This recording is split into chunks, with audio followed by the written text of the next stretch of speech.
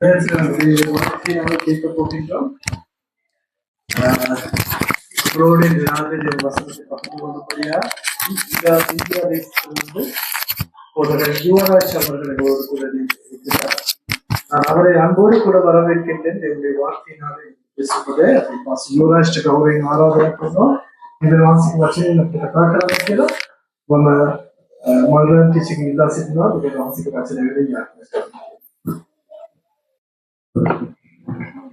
අපි ආත්මයක් කරනවා ආසත් පොරවත් මෙහෙට සියල්ලක් මව අප ආරක්ෂා කරනවා බුදු කියන්නේ විශේෂයෙන්ම අද දින අප සියලු දෙනාටම දේවස්ථානයේ පැමිණ වහන්සේට ගෞරව කිරීමට වහන්සේගේ වචනේ බෙදා ගැනීමට අවස්ථාව ගැන ස්තුතිවන්ත වෙනවා කියන්නේ විශේෂයෙන්ම අප දැන් සවන් දීමට යනා වූ මේ වචනය අපගේ ජීවිතයට නගා කර ගැනීමට අපේ හැකියාව ලබා දෙන වෙනව මේ සියල්ල ඉස්තු වහන්සේගේ නාමයෙන්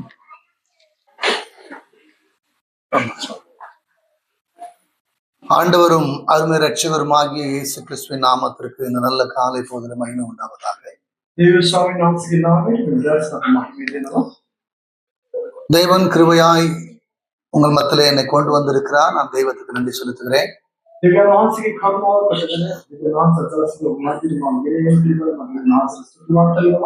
அடிமையை ஏற்றுக்கொண்டு இந்த வாய்ப்பினை தந்த அருமையான தலைமை ஃபாதர் அவர்களுக்கு என் உள்ளத்தின் ஆழத்திலிருந்து நான் நன்றியை தெரிவித்துக் கொள்கிறேன்.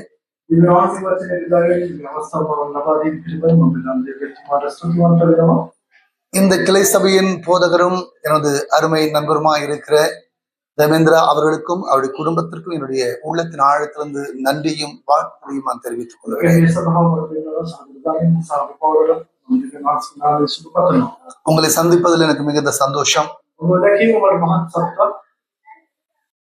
இத்தனை பிள்ளைகள் வந்திருப்பதை குறித்து மிகுந்த மகிழ்ச்சி அடைகிறேன். இந்த பிள்ளைகள் நாளைய தின தேவனுக்கு பயன்படுத்துகிற பாத்திரங்களாய் இருக்கிறார்கள். இந்த காலை பொழுதுல நாம் ஒருவனப்பட்டு தெய்வத்துடைய வார்த்தையை மகிழ்ச்சியாய் கேட்டு அதன்படி நடக்க ஆயத்தமாகும்.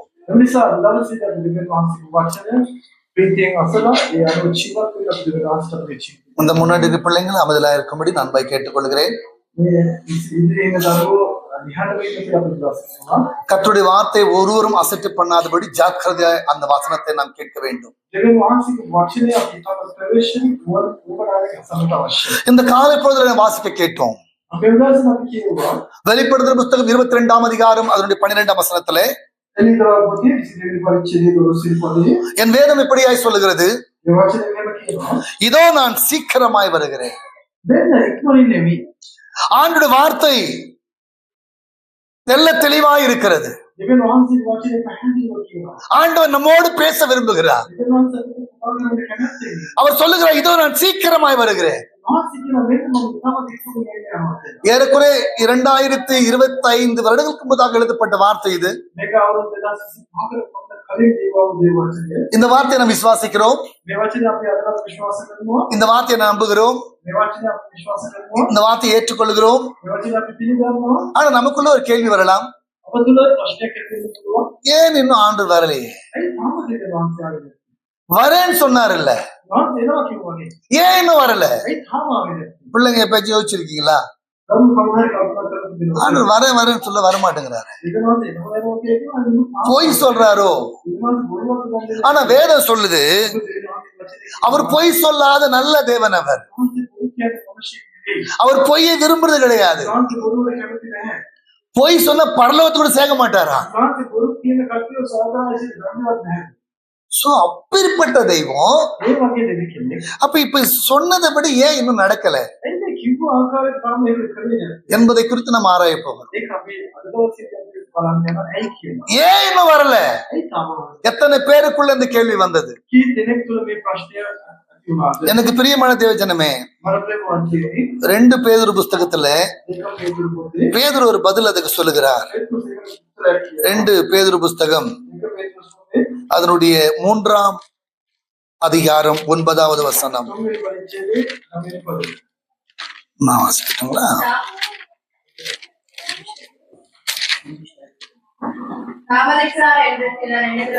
தாமதிக்கிறார் என்று சிலர் எண்ணுகிறபடி கர்த்தர் தமது வாக்கு தத்தத்தை குறித்து தாமதமாயிராமல் ஒருவரும் கெட்டு போகாமல் எல்லோரும் மனம் திரும்ப வேண்டும் விரும்பி நம்மேல் நீடிய பொறுமை உள்ளவராயிருக்கிறார். அல்லேலூயா.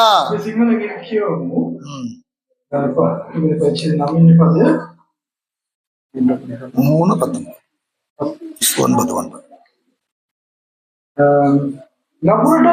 நபுருவர் நின்றார் என்று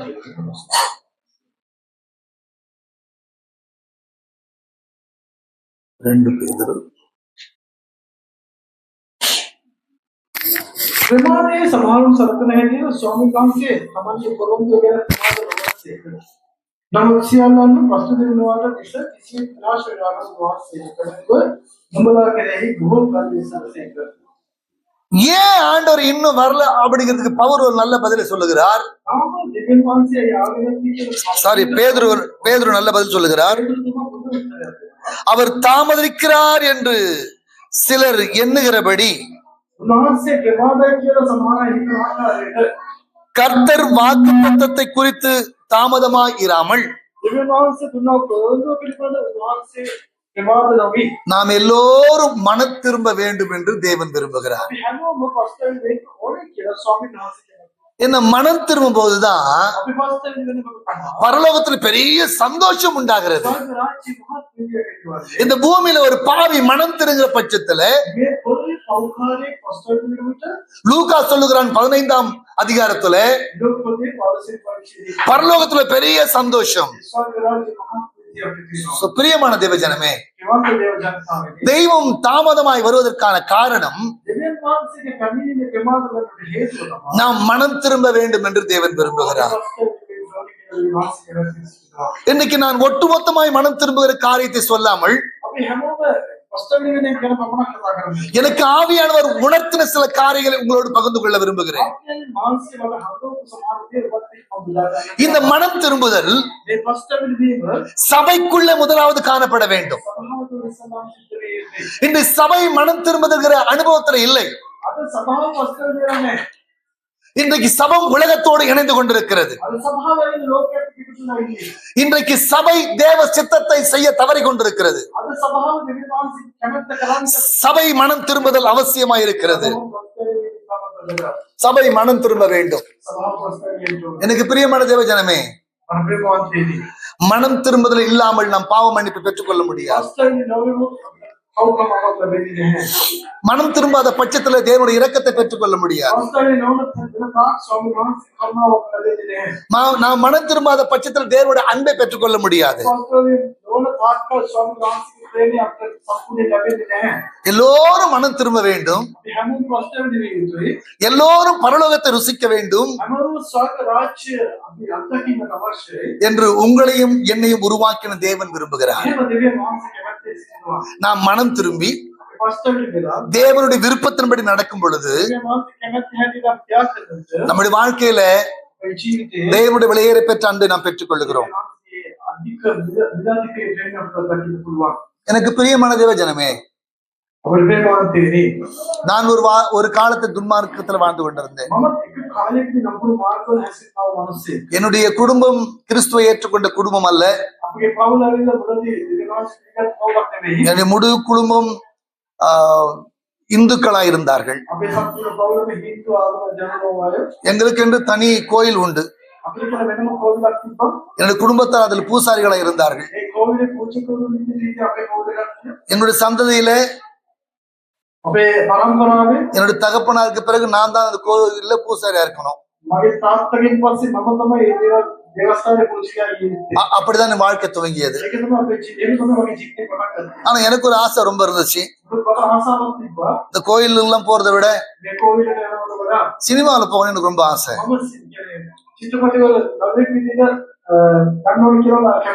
பிள்ளைங்க கவனிக்கிறீங்களா? சினிமா உங்களுக்கு பிடிக்குமா? சினிமா பிடிக்குமா உங்களுக்கு?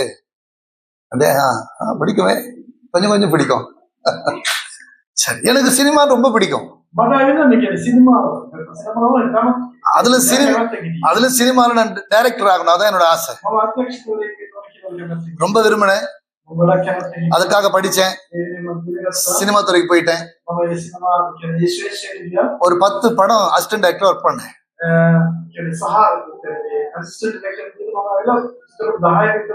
பெரிய பெரிய பெரிய பெரிய டைரக்டர்கள்,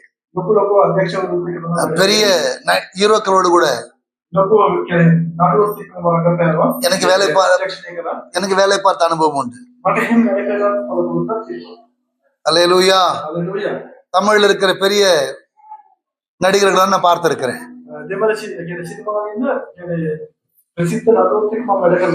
அவங்களோட பேசி இருக்கிறேன், அவங்க வீட்டுக்கு போயிருக்கிறேன். ஆனா நான் எதிர்பார்த்த ஒரு சந்தோஷமும் எதிர்பார்த்த சமாதானமும் எனக்கு கிடைக்கல. நான் விரும்பின சினிமா கிடைச்சது,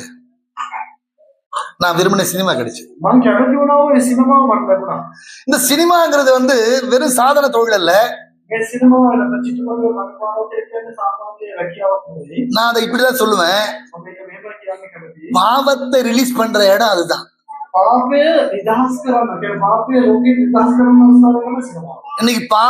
இன்னைக்கு இருக்கிற பிள்ளைங்க வீணா போது காரணம் இந்த சினிமா.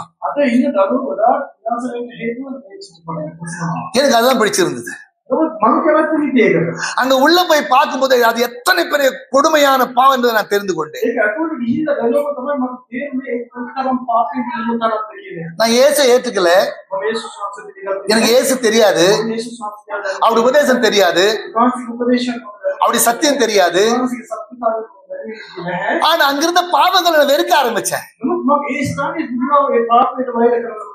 அது நல்லதா தோணல, எனக்கு கொஞ்சமும் கூட பிடிக்கல. ஆனாலும் ஒரு வேற வழி இல்லாம சில காலம் அந்த தொழிலை நான் செய்து கொண்டிருந்தேன். எனக்கு சமாதானம் இல்லை, நான் விரும்பினபடி என்னால் அங்க இருக்க முடியல. பாவம் செய்யாம அதுக்குள்ள ஜீவிக்க முடியாது. எனக்கு சினிமால இருந்த போது குடிக்க பிடிக்காது,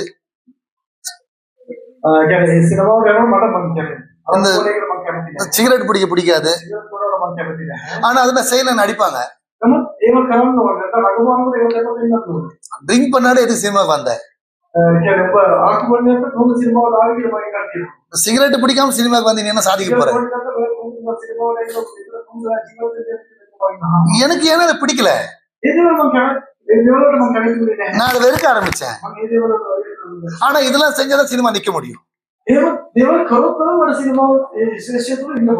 ஷூட்டிங் முடிஞ்ச உடனே ஈவினிங் எல்லாம் பார்ட்டி வரணும், எல்லாம் குடிச்சு வெறிச்சு ஜாலியா இருப்பாங்க. அவங்களுக்கு ஃபுல்லா போதை ஏறணும்னு என்ன போட்டு அடிப்பாங்க, ஃபுல்லா போதை ஏறணும்னு அடிப்பாங்க.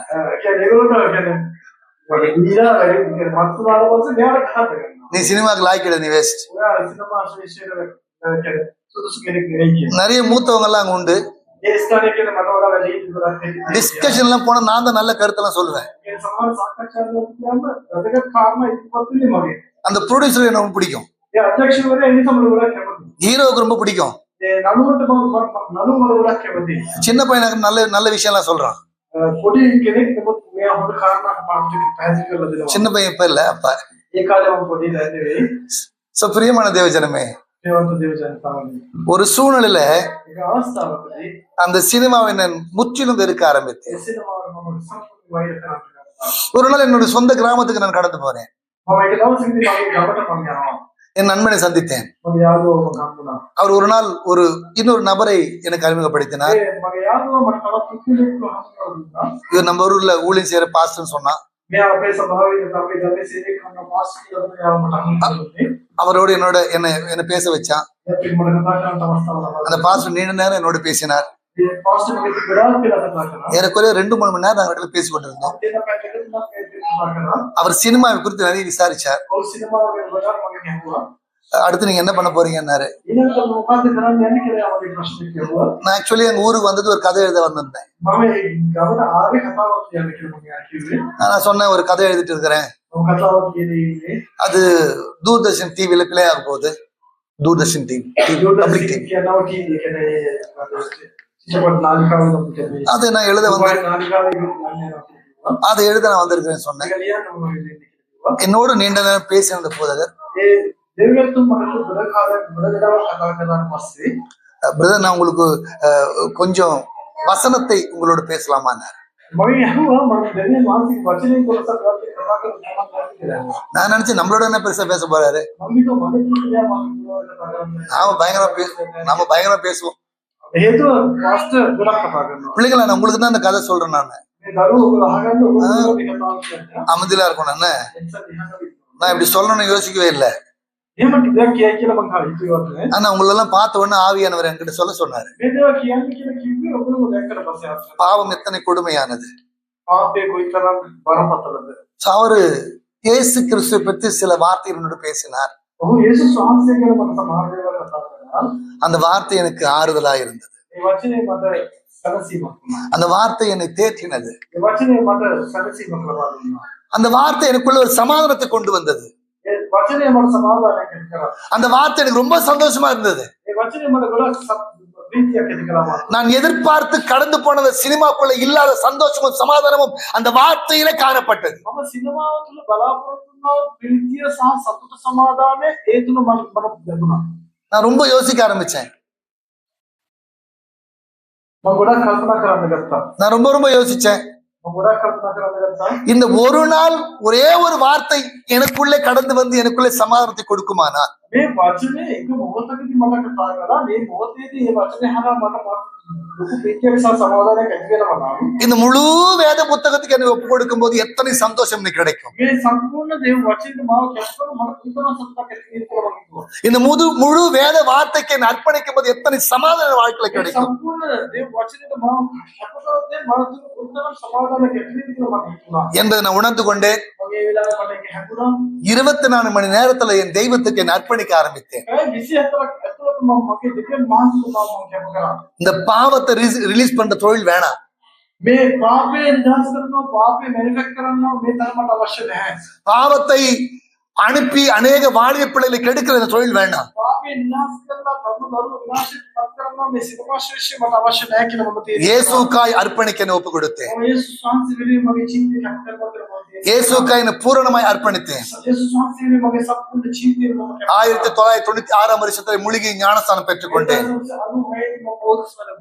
என்னை நேசித்த என் குடும்பம் என்னை வெறுக்க ஆரம்பித்தது. මට ප්‍රේම කළා මගේ පවුල මට වෛර කරන්න ගත්තා. எங்க அப்பா என் வீட்டு விட்டு வெளியே போக சொல்லிட்டாரு. මගේ තාත්තා මට ගෙදර ගිහින් යන්න කියලා කිව්වා. எனக்கு பிரியமான தேவஜனமே, මට ප්‍රේමවත් நான் දේවල් தனிமையாக்கப்பட்டேன். මම තනි වුණා. எந்த துணையும் இல்ல. මගේ කවුරුත් හිටියේ නැහැ.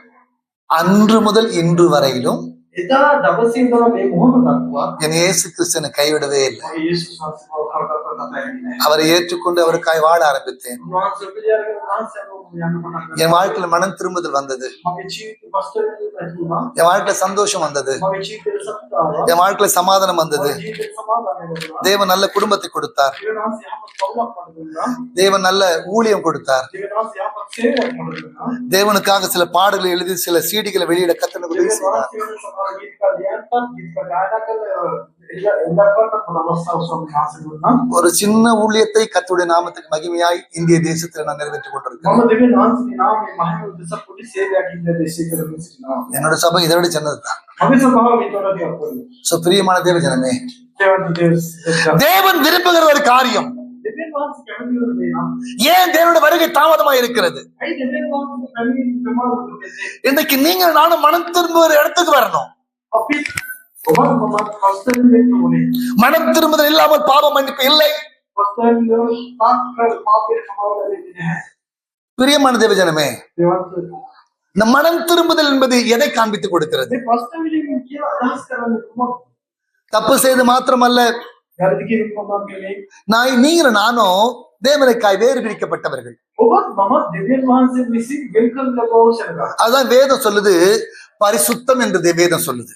දෙවියන් වහන්සේ ඒ නිසා තමයි කියන්නේ ශුද්ධ සිතක් කියලා. நாம் பரிசுத்தத்திற்காய் அழைக்கப்பட்டவர்கள். අපි ශුද්ධකම පිණිස කැමරෙන් ලැබුව කෙනෙක්. பரிசுத்த தேவனால தெரிந்து கொள்ளப்பட்டவர்கள். ශුද්ධ දෙවියන් වහන්සේ විසින් තෝරාගන්න ලැබුව පුද්ගලයෙක්. நமக்குள்ள பரிசுத்தம் உண்டாக வேண்டும். අප තුල ශුද්ධකම තිබිය යුතුයි. பரிசுத்தம் என்றால் என்ன? ශුද්ධකම කියන්නේ මොකක්ද? எதை பரிசுத்தம் என்று வேதம் சொல்லுகிறது? මොකක්ද ශුද්ධකම කියලා අදහස් කරන්නේ? பரிசுத்தம் அப்படின்னா ශුද්ධකම කියන්නේ அதுக்கு சரியான பொருள் ඒක හරිය තේරුම. வேறு பிரிக்கப்படுதல் என்று பொருள். අපි වෙන් කරන ලැබුවා කියන එක. அப்படின்னா என்ன? ඒ කියන්නේ මොකක්ද? ஒரு உதாரணத்தை நான் உங்களுக்கு சொல்லுகிறேன். උදාහරණයක් දෙන්න. இப்போ நம்ம நிறைய பேர் இந்து கலாச்சாரம் தான் வந்திருப்போம். අපි ගොඩක් අය හින්දු සංස්කෘතියකම ඉන්නේ. இப்ப அவங்களுக்கு இந்த விஷயம் தெரியும்.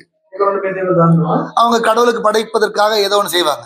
ඒගොල්ලෝ ඇවිල්ලා දෙවියන්ට කියලා සමාන දේවල් පුද පූජා කරනවා. பொங்கல் செய்யறாங்கன்னு வச்சுங்களேன். ඒගොල්ලෝ පොංගල් කියලා කිව්වත් හදන්නේ. ஒரு பெரிய பானைக்குள்ள ஒரு பெரிய பாத்திரத்துக்குள்ள பொங்கல் இருக்கும். ලොකු වාදනයක තමයි ඒගොල්ලෝ හදන්නේ. ஒரு பெரிய பகுதியில அந்த பொங்கல் இருக்கும். ලොකු වාදනයක තමයි ඒගොල්ලෝ හදන්නේ. அது எல்லாத்தையும் கொண்டு போய் தெய்வத்துக்கு வைக்க மாட்டாங்க. ඒක ඒ සම්පූර්ණ වාදනයේම තියෙන ඒ පොංගලේ කියනවල දෙවියන්ට පූජා කරන්නේ නෙවෙයි. அவ்வளவு பெரிய பாத்திரத்தை இருந்து ඒ ලොකු වාදනයේ கொஞ்சம் மாத்திரம் எடுத்து පොට්ටක් කරගෙන ගිහින් அவர்கள் ஆராதிப்பதற்காய் படைப்பார்கள். ඒගොල්ලෝ ඒ දෙවියන් ඉතිරි සියල්ල පූජා කරනවා. சோ தெய்வம் நம்ம அப்படிதான் எதிர்பார்க்கிறாரு. දෙවියන් වහන්සේ එහෙම අපේ බලාපොරොත්තු වෙන්නේ. நாம் உலகத்துல தான் இருக்கிறோம். ලෝකයේ තුල ඉන්නේ. இந்த உலகம் நம்மை தீட்டுப்படுத்தும். මේ ලෝකයේ අපි පිළිකුල් කරනවා. இந்த உலகம் நம்மை அசுசிப்படுத்தும். මේ ලෝකයේ අපි අශුද්ධ කරනවා. இந்த உலகம் நம்மை பாவத்துக்குள்ள நடத்தும். මේ ලෝකයේ පාපීත්වයට ලොකු වෙනවා. ஏன்னா உலகம் பாவத்துல நிறைந்திருக்கிறது. මේ ලෝකයේ පාපී පිටකද இன்றைக்கு உலகம் பிசாசுடைய கரத்தில் இருக்கிறது. ලෝකයේ යක්ෂ විසින් පාලනය කරන්නේ. பாவம் இல்லாம வாழ்வது கடினம். පාපයෙන් නැසු ජීවිතේ කියලා කැටියා. இந்த ஒட்டுமொத்த பாவ உலகத்திலிருந்து මේ සම්පූර්ණ පාපයේ ලෝකයේ ඉඳලා தேவன் உங்களையும் என்னையும் ඔබවත් මාවත් දෙවියන් වහන්සේ வேறு பிரித்திருக்கிறார். වෙන් කරලා දෙනවා. செப்பரேட் பண்ணிருக்கிறாரு. අපි වෙන් කරලා දෙනවා. நாம் தெய்வத்திற்காய் பிரித்தெடுக்கப்பட்டிருக்கிறோம். අපි දෙවියන් වහන්සේ වෙනුවෙන් වෙන් කරන ලැබුව උසකට. So, பிரியமானவர்களே, දෙවියන් වහන්සේගේ நமக்குள்ளே பாவம் வராதபடி අප තුලට පාපේ නොකමිනෙන පිණිස நாம் நம்மை காத்துக்கொள்ள வேண்டியது அவசியமா இருக்கிறது. அல்லேலூயா, அல்லேலூயா.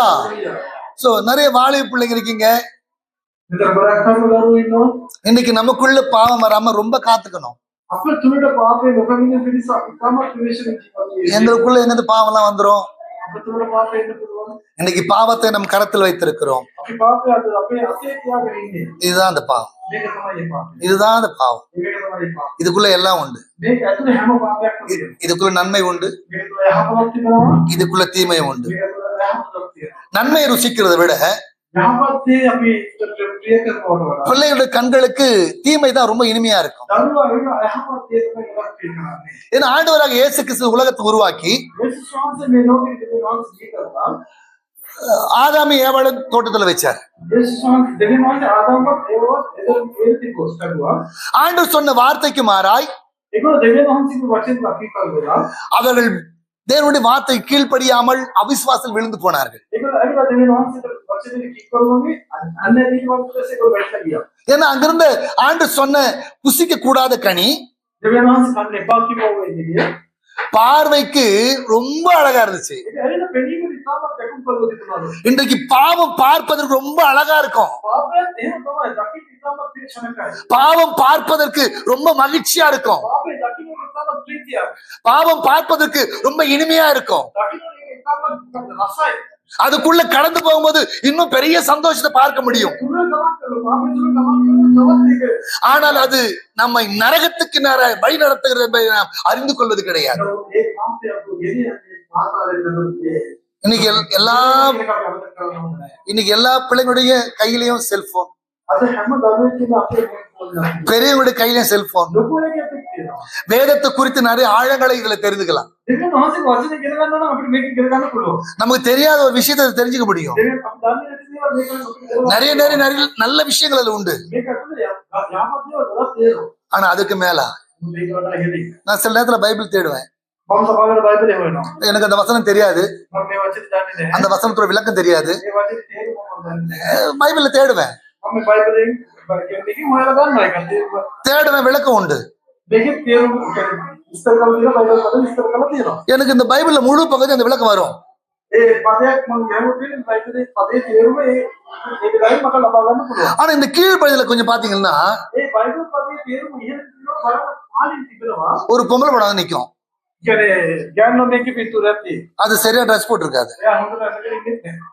அதை கொஞ்ச நேரம் பார்த்தா ඒක ටිකක් ඒක දිහා බලන්න හිටියොත් එහෙම அதை பார்க்கணும் போல தோணும். ඒක තවත් බලන්න. ஒரு இச்சை உண்டாகும். ඒකට අපිට තෘෂ්ණාවක් එනවා. அதை தேட தோணும். ඊට පස්සේ මේකේ මොකක්ද මේ ගෑනොන්ගේ කියලා වල දේව කියලා හොයන්න. ஜஸ்ட் தவறி நீங்க உங்க கை அதுல பட்டாலே போதும். මේකෙන් හරි අප එළුවොත් එහෙම நீ தேடுற வேதம் காணாம போயிரும். ඔබ හොයත් නෙවෙයි පස්සේ. அதற்கு சம்பந்தப்பட்ட நிறைய காரியங்கள் அப்படியே வந்து குவிஞ்சிடும். கடகடகடன்னு குவியும். ඊට පස්සේ ඒ හා සම්බන්ධ දේවල් වලට එක කුරුවා.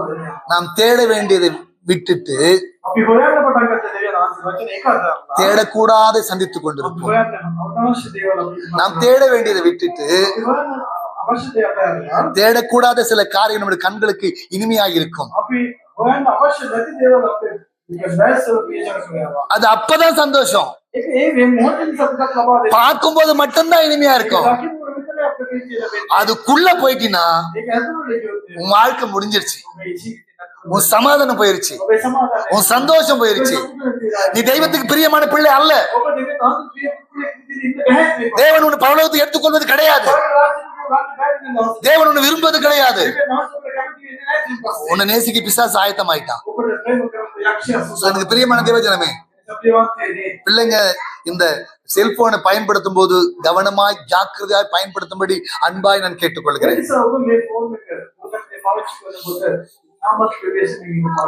இன்னொரு காரியம் கூட செய்யலாம். பிள்ளைங்க நிறைய படிக்கிறதுக்கு யூஸ் பண்ண போறாங்க. அதை படித்து முடிக்கிற வரையிலே பெற்றோர்கள் கூட இருப்பது நல்லதுன்னு நான் நினைக்கிறேன்.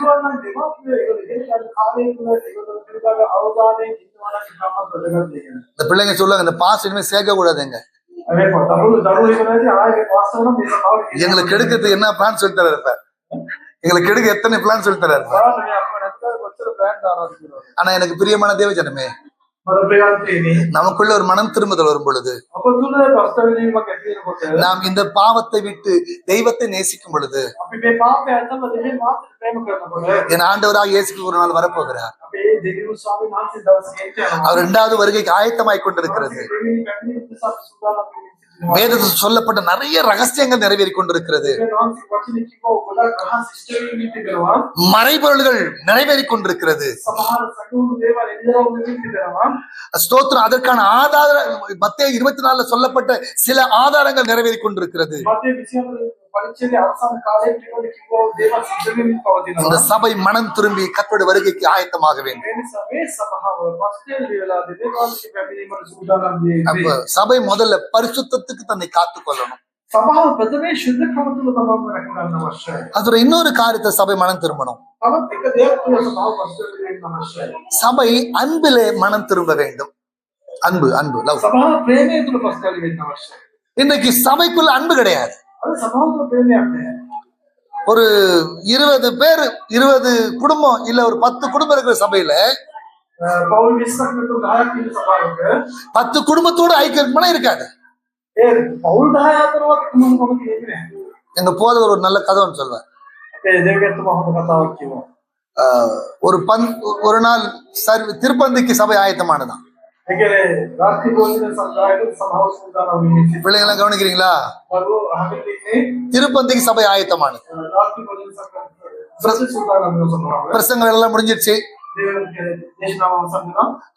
பாஸ்டர் பந்திக்கு ஆயத்தமாக சொன்னாரு. பந்தி ஆயத்தமானது.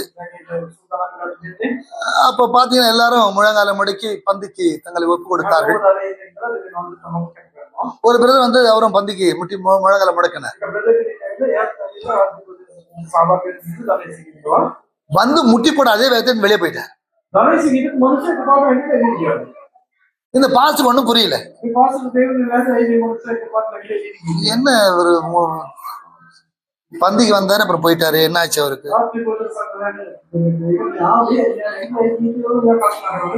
அவர் பந்தி கொடுக்கறத விட அவரை குறிச்சா ரொம்ப யோசிக்க ஆரம்பிச்சார்.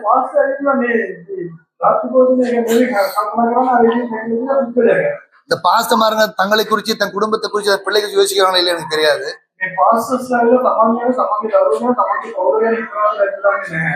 ஆனா மக்களை குறித்து ஒரு பெரிய ஒரு ஆவல் உள்ள அவங்களுக்குள்ள போயிட்டே இருக்கும்.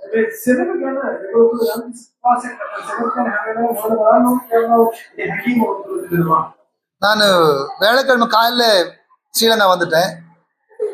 14 ஸ்ரீலங்கா வந்துட்டேன்.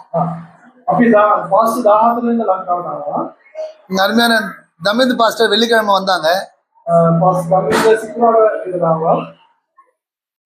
அவங்க நிறைய நேரம் இந்த ஊழியத்தை குறிச்சு ஜனங்களை குறிச்சு என்கிட்ட பேசிட்டே இருந்தாங்க. ගොඩක් වෙලා මේ සේවය ගැන සහ මේ ඉන්න ජනතාව ගැන තමයි ඔහු අපිට කතා කරේ. இன்னும் அவரை குறிச்சு அவங்க பசங்களை குறிச்சு அவங்க மனைவி குறிச்சு ஒன்னும் ஒரு நாள் என்கிட்ட பேசுறது இல்ல. ඔහු ගැන ඔහුගේ දරුවෝ ගැන ඔහුගේ භාර්යාව ගැන මම කතා කරේ නෑ. பாஸ்டர் ஒரு சின்ன ஊழியம். පාස්ටර් අපිට තියෙන පොඩි සේවයක්. அந்த ஜனங்க எப்படி இருக்காங்க, මේ සේවය இந்த பிள்ளைங்க எப்படி இருக்காங்க, මේ දරුවෝ මේක තමයි. அவங்களுக்காக ஜெபிக்கணும். ඒ අයගේ යාත්‍රා කරන්න ඕනේ. நேற்று வரையில அதுதான் பேசினார். ඊයේ දවසක්ම ඒක තමයි කතා කරේ. சோ இதான் ஒரு ஊழியக்காரனுடைய இருதயம். මේක තමයි දේව සේවකයෙක්ගේ හදවත. அது தகப்பனுக்கான இருதயம். தகப்பன். ඒක අර පියෙක්ගේ හදවත. சுப்பிரியமான தேவஜனமே, அந்த பாஸ்டர் அப்படிதான் இருக்கிற அந்த சபையில எவ்வளவு ஜனம் உண்டு, அதை குறிச்சு அவர் யோசிக்கல. வெளியே போன ஒரு ஆளை குறிச்சே யோசிச்சிருக்கிறார். ඒ පාස්ටර් එහෙම තමයි මෙතන මේ සරකක් ඉන්නවා ඒක වෙන කතා කරලා අර නැගිටලා ඒක මොනිටර් කරනවා. பந்தியம் முடிஞ்சது. වාක්‍ය පොලිසියට අවසන් වුණා. வேகமா அந்த பிரதரை கூப்பிட்டார். பிரதர் வாங்க உள்ள.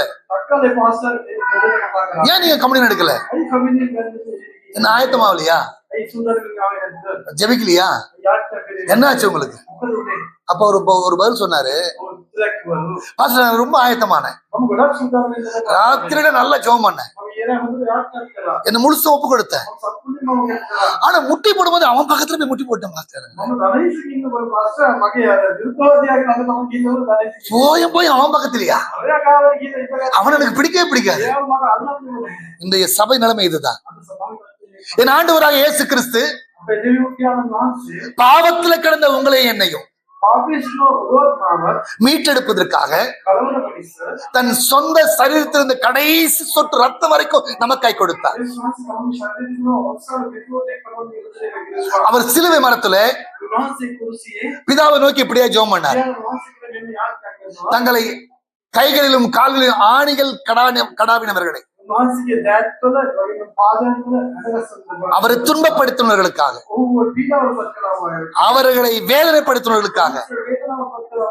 காரி முகத்துல துப்பினவர்களுக்காக, தலையில கொட்டினாங்க அவர்களுக்காக වහන්සේගේ ඔළුවට තොප්පන්න பிதாவின் சமூகத்துல வேண்டல் செய்கிறார். වහන්සේ பிதாவே, යානනේ இவர்கள் இன்னதென்று அறியாமல் செய்கிறார்கள், මොනවද කරන්නේ කියලා දන්නේ නැහැ. அவருடைய பாவங்களை மன்னியும், அவருடைய குற்றங்களை மன்னியும், දුර්වලතාවලට කමක් அவருடைய தவறுகளை மன்னியும். ඔව් කරන වැරදි වලට කමක් அவருடைய அன்பு சிலுவை மரத்துல வெளிப்பட்டது. බලන්න වහන්සේගේ ප්‍රේමයේ කුරුසියේදී විතරක් அவருடைய அன்பு சிலுவையில வெளி காண்பிக்கப்பட்டது. වහන්සේ කුරුසියේ වහන්සේගේ ප්‍රේමයේ කතරම් ශාන්ති කෙනෙක් පෙන්වුවා. அவருடைய அன்பு கொல்கதா மலையில கிருபையாய் நமக்கு அளிக்கப்பட்டது. ඒ කොල්කතා කන්දිදී වහන්සේගේ ප්‍රේමය වහන්සේ අපට කරුණාවක් ලබා දුන්නා. அந்த அன்பை பெற்றுக்கொண்ட நீங்கள் நானும், ඒ ප්‍රේමය ලැබුවා அந்த அன்புக்குள்ள வளர வேண்டிய நீங்கள் நானும், ඒ ප්‍රේමයේ වර්ධනය වී යුතු වත්මක් சபைக்குள் ஒருவர் பகைமை காணப்படுகிறது. සභාව තුළ එකිනෙක අතර විරුද්ධතාවයන් තිබෙනවා. வீட்டு கூட்ட வச்சா ஒரு சில குடும்பம் அங்க போகாது. ඒක ගෙදරක දෝරැසින් ඉන්නකොට සමහර පවුල් ඒකට යන්නේ නැහැ. அவரு எனக்கு பிடிக்காது, ඒව අපිට අල්ලන්නේ. நான் அவரோட பேச மாட்டேன். මම යත් එක්ක කතා කරන්නේ. ஆனா நமக்கு பேர் என்ன தெரியுங்களா? நம்முடைய பேரு, நாம எல்லாம் கிறிஸ்து அவர்கள். නමුත් අපි කියන්නේ අපි ක්‍රිස්තියානි පුද්ගලයෝ කියලා. கிறிஸ்து அவர்கள்.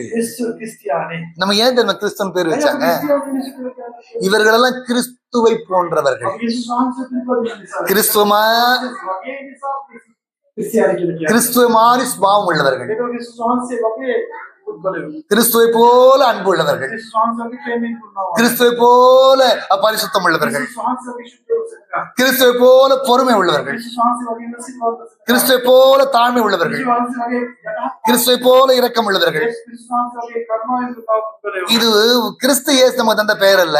ඒක යේසුස් වහන්සේ අපිට දුන්නා. உலகத்தானே நம்ம பார்த்து அப்படிதான் சொன்னா, ලෝකෙ මිනිස්සු අපිට இவர்கள் கிறிஸ்து அவர்கள், මේගොල්ලෝ ක්‍රිස්තියානි. அவர்களுக்குள்ள கிறிஸ்து இருக்கிறார். ඔව් තුළ යේසුස් වහන්සේ ඉන්නවා. கொஞ்சம் யோசிச்சு பாருங்களேன், ඒක කල්පනා කළා. உண்மையாகவே நமக்குள்ள கிறிஸ்து இருக்கிறாரா? ඇත්තටම යේසුස් වහන්සේ ඉන්නවා. நமக்குள்ள கிறிஸ்துவின் அன்பு இருக்கிறதா? අපතුල යේසුස් වහන්සේගේ ප්‍රේමය තියෙනවා. கிறிஸ்துவின் அன்பு ஒவ்வொரு பிள்ளைகளுக்குள்ள வெளிப்படணும். යේසුස් වහන්සේගේ ප්‍රේමය හැම දරුවෙක් තුළින්ම එළිදරව් විය යුතුයි. ஏன்னா ஆண்டவராக இயேசு கிறிஸ்து හේතුව යේසුස් වහන්සේ அன்பின் தேவனாக தான் நமக்கு வெளிப்பட்டார். ප්‍රේමයේ දිලිකින කිසිදා இந்த முழு வேதாகமத்தின் சாரம்சம் கருப்பொருள் அன்பு மாத்திரமே. මේ දේව වචනේ සංක්ෂිප්තය ගත්තොත් ප්‍රේමය. கிறிஸ்து இயேசு ස්වාමීසේ நியாய பிரமாணத்துல 10 கற்பனைகளை கொடுத்தார். බලන්න අපිට ගන්නවා විවස්ථාවේ අපිට 50ක් තියෙනවා. அந்த வெறும் 10 கற்பனைகள் அல்ல இஸ்ரவேல் ஜனங்களுக்கு கொடுத்தது. මේ ඉස්රායල් සෙනගට 50ක් විතරක් නෙවෙයි දුන්නේ. அது 600க்கும் மேற்பட்ட கற்பனைகள். ඒලා 600කට වඩා අධික ප්‍රමාණයක ඉස්රායල් සෙනග சரியாய் சொல்லும்போது 631 கட்டளைகள் என்று நான் நினைக்கிறேன். 31. ඒ කියන්නේ අර 631ක් කියලා තමයි හදන්නේ කියන්නේ. அதை சுருக்கிதான் 10 கட்டளைகளாய் 10 பிரமாணங்களாய் நமக்கு கொடுக்கப்பட்டது. සංක්ෂිප්ත කරලා තමයි 50ක් විදිහට ලබා දෙන්නේ. புதிய ஏற்பாட்டு காலத்திலே இந்த பூமிக்கு வந்த ஆண்டவராகிய இயேசு கிறிஸ்து අනුන් කිසිම කාලේ ලෝකික ආවෝ විසුද්ධි වාසේ அந்த 10 கற்பனைகளையும் ඒ 50ක් ஒன்றாய் மாற்றினார். එකක් බවට පත් කරා. அந்த 10 கற்பனைகளை கூட பாத்தீங்கன்னா ඒ 50 ඇතුළේ බැලුවොත් මේක அன்பை மையப்படுத்தி மாத்திரம் சொல்லப்பட்டது. ඒක තුන කියන්නේ මධ්‍යස්ථ වෙලා තිබෙන්නේ. නැත්නම් කේන්ද්‍රය වෙලා තියෙන්නේ. 1 2 3 4 ஸ்தோத்திரம் பகுதிகள் தெய்வத்தை நேசிக்கணும். පළවෙනි 1 2 3 4 කියනවා කොහොමද ගත්තොත් මම දෙවියන් වහන්සේ ප්‍රේම කරයි කියලා. 6 லிருந்து 10 வரை உள்ள கற்பனைகள் மனிதனை நேசிக்கணும். ඒ 6 ඉඳලා 10 දක්වා බැලුවොත් ඒක මනුෂ්‍යයට ප්‍රේම කරයි කියලා කියනවා. ஆக தெய்வத்துடைய கட்டளைகளை வெளிப்பட்டது அன்பு மாத்திரமே. ඒ දෙවියන් වහන්සේගේ රස කනතුර තුළ පෙන්වන්න ලබන්නේ ඒ වෙන්නේ. ரெண்டு விதத்தில் அன்பு வெளிப்படணும். ආකාර දෙකකින් දෙවියන් වහන්සේ ප්‍රේම ஒன்னு தெய்வத்தின் மீது வைக்கப்படுகிற அன்பு, පළවෙනි කාරණාව දෙවියන් වහන්සේ ප්‍රේම කරයි. மனுஷன் மீது வைக்கப்படுகிற அன்பு. ඊපස්සේ අපි මනුෂ්‍යයට ප්‍රේම කරයි. தேவ அன்பு நமக்குள்ள இருக்கும் பொழுது දෙවියන් වහන්සේගේ ප්‍රේමය අපිට තියෙනවා. நமக்குள்ளே பாவம் இருக்காது. අපිට පාපෙ දෙවියන් தேவனுக்கு பிரியமில்லாத எந்த காரியத்தை நமக்கு செய்வதற்கு மனசு வராது. ඒක ගවල කිසිම දෙයක් අපිට දෙන්නේ නැහැ. தேவன் அருவருக்கிற ஒன்று எனக்கு சொந்தமாய் மாறாது. දෙවියන් වහන්සේ පාර කරන කිසිම දෙයක් අපිට දෙන්නේ නැහැ. அடுத்து ஆண்டவர் சொன்னாரு, ඊපස්සේ දෙවියන් වහන්සේ உன்னை நேசிக்கிறது போல பிறரை நேசிக்க சொன்னார். අපිට ප්‍රේම කරනවා. වගේම අන්‍යයන්ට ප්‍රේම. நாம் நம்ம எப்படி நேசிக்கிறோமோ, අපි අපේ ව්‍යාපාරය කරනවා. நான் என்னை எப்படி நேசிக்கிறேனோ මම මට කොච්චර ප්‍රේම කරනවද? அதே போல ඒ ආකාරයට. மற்றவர்களை நேசிக்கிற அன்பு சபைக்குள்ள உண்டாக்கப்படும். අනේ ප්‍රේම කරන ඔබේ සමානයි. So, எனக்கு பிரியமான தேவ ஜனமே, මාත් ප්‍රේමවන්තයෙනි. பரிசுத்தம் நமக்கு ரொம்ப அவசியம். ශුද්ධකමකට ගොඩක් කරගන්න. தேவ அன்பு நமக்கு ரொம்ப அவசியம். ප්‍රේමය අපිට ගොඩක් කරගන්න. மூன்றாவது ஒரு காரியம் சொல்ல முடிக்கிறேன். තුන්වෙනි කාරණාව මම කියන අවසන් කරන්න. நமக்குள்ள சுயசித்தம் சாகணும். අප තුළ තිබෙන අවශ්‍යයි. නැත්නම් මමත්වයේ තියෙන අවශ්‍යයි. சுயம் சாகடிக்கப்படணும். මමත්වයේ තියෙන ඕනේ. சுயம் நமக்குள்ள இருக்கிற வரையில මමත්වයේ අපිට තිබෙන කාර්යය. நாம் தேவ சித்தத்தை நம்மளால் நிறைவேற்ற முடியாது. දෙවියන් වහන්සේ කැමැත්ත අපිට කවදාකවත් කරන්න බෑ. சுயம் எனக்குள்ள கிரியை செய்யும் பொழுது මමත්වයේ මාතුල ක්‍රියාකරන අවස්ථාවේදී தேவனுடைய சித்தத்தை என்னால ஏற்றுக்கொள்ள முடியாது. දෙවියන් වහන්සේගේ සනසුම මට පිළිගන්න බැරි වෙනවා. சுயம் எனக்குள்ள இருக்கிறதுனால தான் ඒ මමත්වයේ මාතුල තිබෙන නිසා තමයි நான் மற்றவர்களை பாவி என்று நியாயம் தீர்க்கிறேன். අනිත් අයට පාපිෂ්ඨ කියලා අනිත් අයට විශ්ය කරන්නේ. 2 பேர் ஜெபம் பண்ண போனாங்க லூக்கா புஸ்தகத்துல, ලෝකවල දකින්න දෙයක් යාත්‍රා කරනවා. பரிசேயன் ஆயக்காரன். පරිසරයක සුබමයි කරනවා. ஒருத்தன் ஜெபம் பண்றான், ඒගොල්ලෝ යාත්‍රා කරනවා. நான் அவன மாதிரி இல்ல ஆண்டவரே, මම යාව කෙනෙක් නෙවෙයි මාත්. நான் தசமபாகம் கரெக்டா கொடுக்குறேன், රසීකෝ හරියට දෙනවා. நான் காணிக்கை கொடுக்குறேன், පතු හරියට දෙනවා. நான் உபவாசம் இருக்கிறேன், යාත්‍රා நான் யார் தெரியுமா, நான் பெரிய பரிசுத்தவான், මම ලොකු ශුද්ධ நான் உங்க பிள்ளை, நான் உங்களை மாதிரியே இருக்கிறேன். தன்னைத்தானே பெருமைப்படுத்திக் கொள்கிறான். தேவ தேவ சித்தத்திற்கு அடையாளம் அதுவல்ல. இன்னொருத்தமை ஜெபிக்கிறான், அவன் வானத்திற்கு தன் கண்களை ஏறெடுக்க துணியாமல், நான் பாவிகளில் பிரதான பாவி, என் பாவங்களை மன்னி ஆண்டவரே என்று ஜெபிக்கிறான். ஒருவனுக்குள்ள சுயசித்தம் கிரியை செய்து கொண்டிருக்கிறது. நான் பரிசுத்தவான் என்று அறிக்கை செய்கிறான். ஒருவனுக்குள்ள சுயம் செத்து மரித்திருக்கிறது. அவன் தன்னை பாவி என்று தேவ சமூகத்தில் அறிக்கை செய்கிறான். சுயம் சாகாத பட்சத்துல நமக்குள்ளே மனம் திரும்புதல் இல்லை என்று பொருள். சுயம் சாகாத பட்சத்துல எனக்குள்ள தேவன் சொன்ன மனம் திரும்புகிற அனுபவத்துக்குள்ள நான் இன்னும் ஆயத்தமாகவில்லை என்பது பொருள்படுகிறது.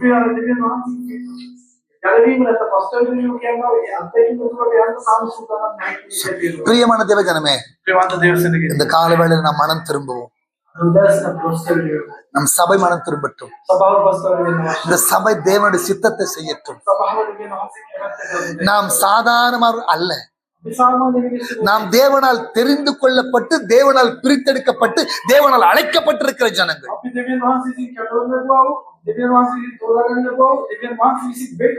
தேவன் தன் சொந்த ரத்தத்தை சிந்தி உன்னை என்னும் அழைத்திருக்கிறார். வெறும் அழைச்சி சும்மா சபையில உட்கார்ந்து பார்த்துட்டு போவதற்காக அல்ல. அவர் ஒரு நாள் வரப்போகிறார். அவருடைய முதல் வருகை சபையில தான் வரப்போகிறது. இந்த சபை வருகைக்கு ஆயத்தமாக வேண்டும். இந்த சபை அவருடைய சித்தத்தை செய்யணும். உன்னை எதற்காய் அழைத்தாரோ, உன்னை எதற்காய் தெரிந்து கொண்டாரோ, என்ன செய்யும்படி தேவன் உனக்குள்ளே ஸ்தோத்திரம் ஏவுதல் உண்டு பண்ணுகிறாரோ,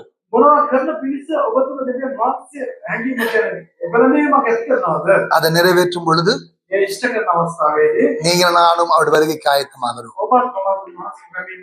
இதோ நான் சீக்கிரமாய் வருகிறேன் சொன்ன வார்த்தை நம்முடைய ஜீவியத்துல நிறைவேறும். அவருடைய வருகைக்கு நம்ம ஆயத்தப்படுவோம். நம்முடைய வாழ்க்கை இந்த பூமியில ஸ்தோத்திரம் நிரந்தரமான வாழ்க்கை அல்ல. நான் சொல்லுவேன் இது ஒரு நாடக மேடை. கொஞ்ச நாள். இது நிரந்தரமான வாழ்க்கை நமக்கு கிடையாது. நிரந்தரமான வாழ்க்கை நம் மரணத்திற்கு பிறகுதான் இருக்கிறது. நாம் மரித்த பிறகு தேவனோடு கூட ஆளுகை செய்ய போகிறோம். பிரியமான தேவ ஜனமே, முதல்ல மனம் திரும்புவோம். தேவ சித்தத்தை செய்து முடிப்போம். தேவனுக்காய் வாழ்வோம். தேவன் தாம் இந்த வார்த்தையில் ஆசீர்வதிப்பாராக. தேங்க்யூ. நம்ம அப்படியே எல்லாம் கண்களை மூடலாம்.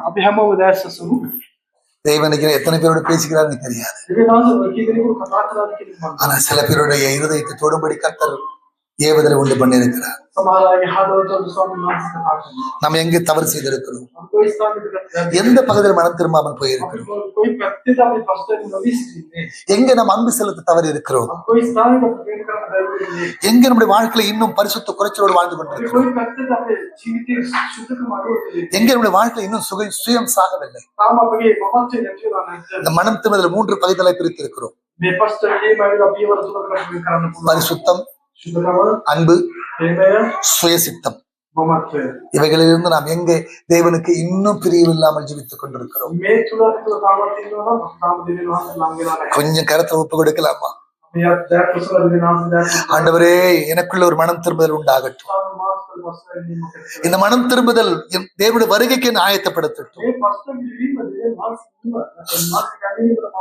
இந்த மனம் திரும்புதல் தேவனுடைய பரிசுத்தத்துக்கு என்ன வழிநடத்தட்டும். இந்த மனம் திரும்புதல் தேவனுடைய அன்புக்கு நேரா என்னை ஆளுகை செய்யட்டும். இந்த மனம் திரும்புதல் சுயம் சாக தேவ சித்தம் நிறைவேற என்னை ஒப்பு கொடுக்கிற இந்த கால வேளையில